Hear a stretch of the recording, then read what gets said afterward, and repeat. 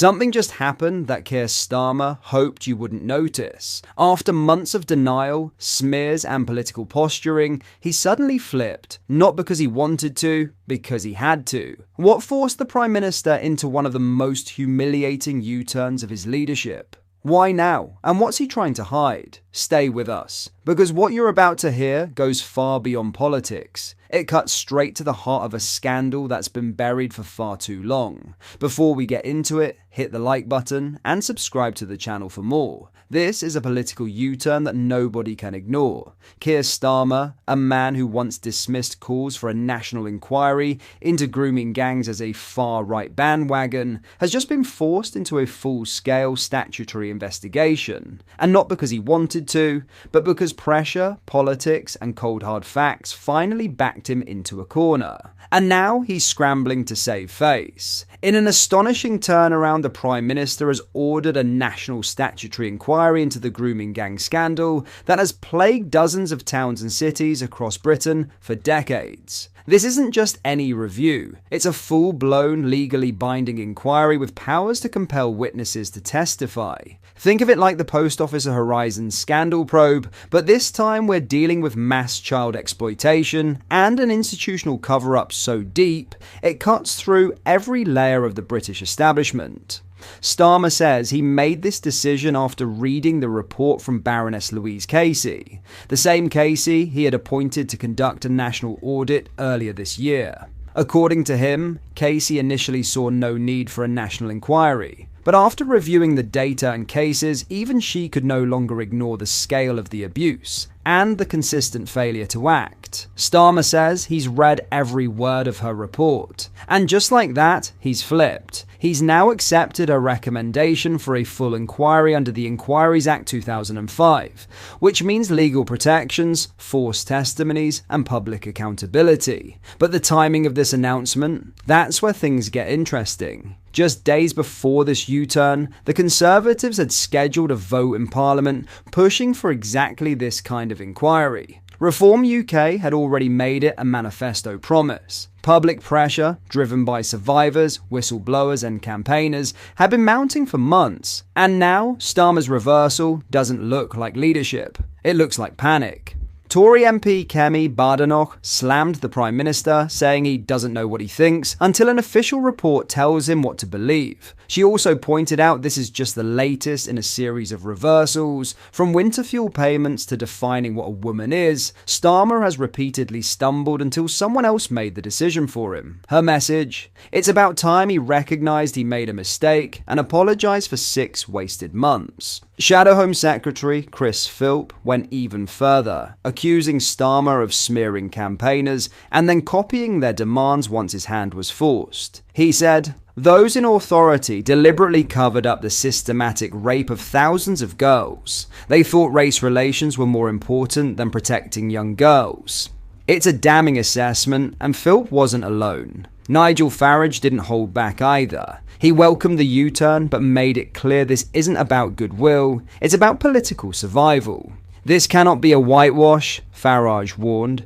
It's time for victims to receive the justice they deserve, and for perpetrators to face the full force of the law. Reform Deputy Richard Tice added, "Once again, Labour copying reform policy. This is a massive Starmer U-turn driven by fear of Reform UK. And they're not wrong. Just a few months ago, Starmer was dismissing calls for an inquiry. Now, with Reform surging in the polls and the grooming gang issue becoming a flashpoint across the country, the pressure became too much." But beyond the political point scoring, let's not forget what this is really about. Justice for thousands of girls, many of them white, working class, vulnerable, who were raped, trafficked, and passed around by grooming gangs, often made up of men of Pakistani heritage. And worse still, authorities looked the other way. Time and again, local councils, police forces, and social services failed to act. Why? Because they didn't want to be accused of racism. Victims were ignored, silenced, and in some cases even blamed. Baroness Casey's findings reportedly include evidence of victims being institutionally ignored because of racial sensitivities. Taxi licensing failures also played a major role. Many abusers were licensed drivers using their jobs to exploit underage girls. Paul Wall, Labour MP for Rochdale, welcomed the inquiry, but stressed it must deliver justice, not more delays. And former magistrate and now Reform MP Sarah Poshin said it best. This cannot be kicked into the long grass. Victims and communities have waited long enough. The stakes now couldn't be higher. This inquiry must be swift, thorough, and ruthless. No sacred cows, no protected institutions, no tiptoeing around the truth. Those who covered up these crimes in local government, the police, or social services must be held to account, not just with job losses, but with criminal charges. Because covering up the rape of children for political correctness, that's not negligence, that's criminal. As Shadow Justice Secretary Robert Jenrick said, he's been dragged kicking and screaming to do the right thing, but now the victims must get justice, and those responsible must finally be held to account.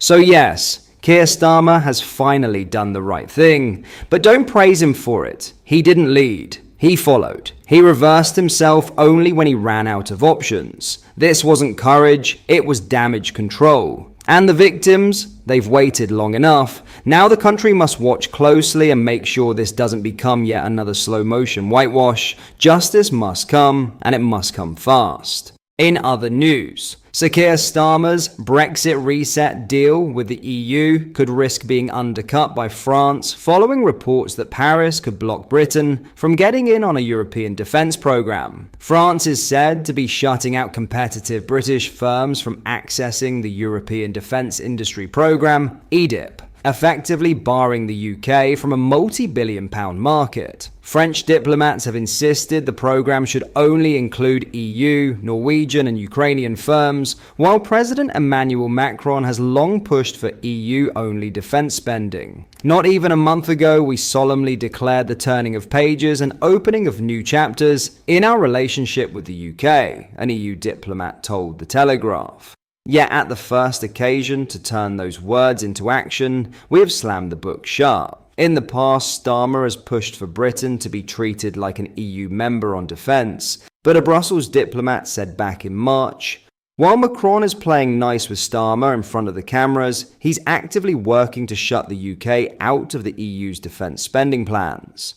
Back then, a government spokesman said, "We live in challenging times. Global geopolitical instability and war in Europe means enhancing our defence capability is important. This includes closer cooperation with the EU, with NATO remaining the cornerstone of our security." Industry Minister Sarah Jones has failed to clarify whether Britain was told in advance of Israel's strikes against Iran last night. Reports indicate the UK was not told, unlike Germany and the US. Jones, pressed on the issue by ITV, said, "This is a very concerning and dangerous situation, of course, and this government supports de-escalation, and that's what we'll be trying to achieve. Of course, I can't talk on air about what we did or didn't know, but we will be using all the powers that we have with our allies to urge all sides to show restraint." Tory leader Kemi Badenoch said, "Iran must never be allowed to obtain nuclear weapons. Our immediate focus must be on stabilization, working with allies to prevent further escalation. But let's be clear-eyed about the reality. The world is becoming more dangerous and Britain must be ready to defend itself."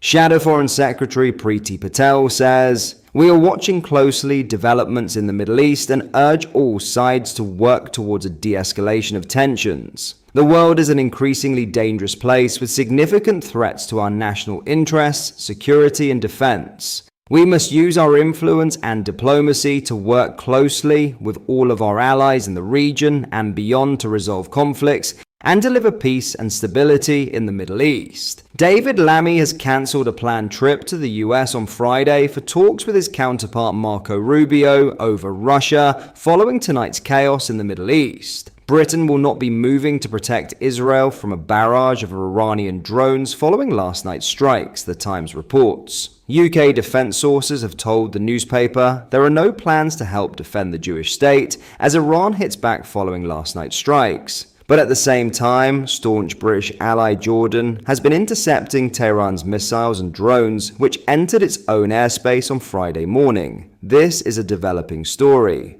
Former Prime Minister Liz Truss has thanked Israel for its devastating series of overnight strikes against Iran. The strikes, which have taken out IRGC chief Hossein Salami and neutralized a string of Iranian nuclear targets, have seen Keir Starmer call for calm and the US distance itself from its close ally Israel. But Truss, responding to a late-night address by Benjamin Netanyahu, issued a 3-word message of support to the Jewish state. Thank you, Israel. What are your thoughts on what we discussed in today's video? Let me know down in the comment section below.